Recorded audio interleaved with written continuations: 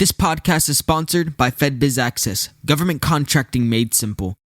I'm Miles Minich, and I do marketing for small businesses. You are listening to FedBiz'5, where you get informed, get connected, and get results.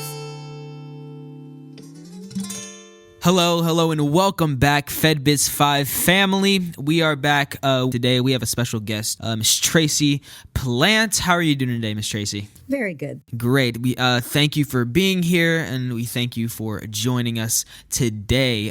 Ms. Tracy, before we actually begin, can you just tell us what you do? I am the Vice President of Sales here at FedBiz'5, and I oversee our consultants as well as make sure our client family is taken care of from initial investment to fulfillment. So it's a really big territory to navigate. And so if you think about that, so would you say for small businesses, you would need a professional to do it?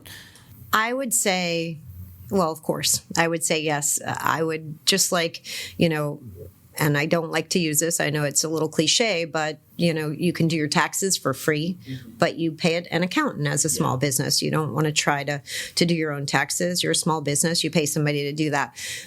Paying for somebody to do your registration, and I don't want to just say your SAM, because again, SAM is one part. The dynamic small business search is a different part, which again, it's worth calling a company a professional, somebody with experience that has a good name, like FedBiz'5.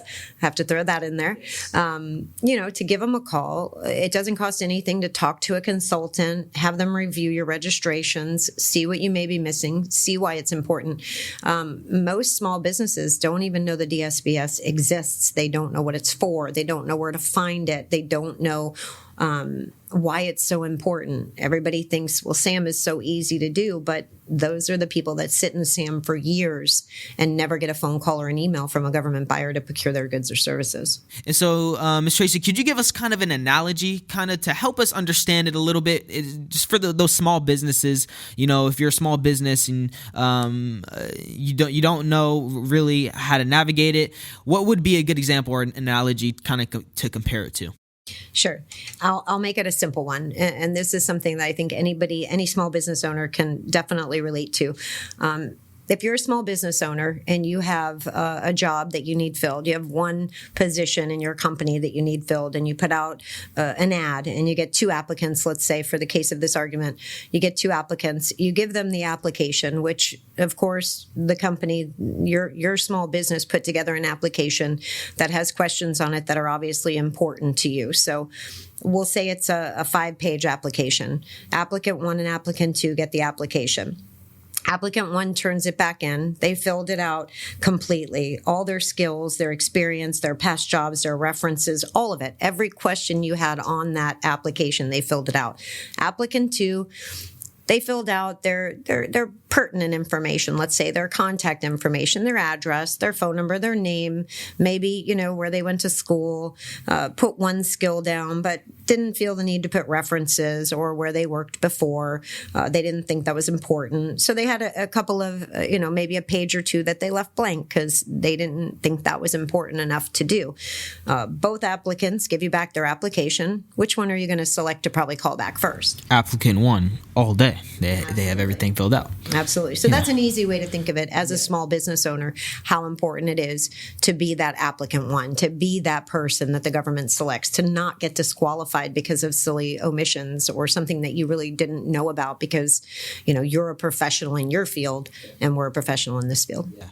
Amazing podcast, amazing information. With that being said, that's the end of today. And if this is you and and your DSBS is not finished, maybe you had no clue about DSBS and you need help. Ms. Tracy, could you guide them on how to get this help and what number to call? Absolutely. You can go to www.fedbiz'5.com. Of course, take a look at our services tab up at the top right. We do everything from registrations to, contracting vehicles, GSA schedule. We also have a lot of marketing we do and even coaching on how to talk to the people in the government that buy what you sell.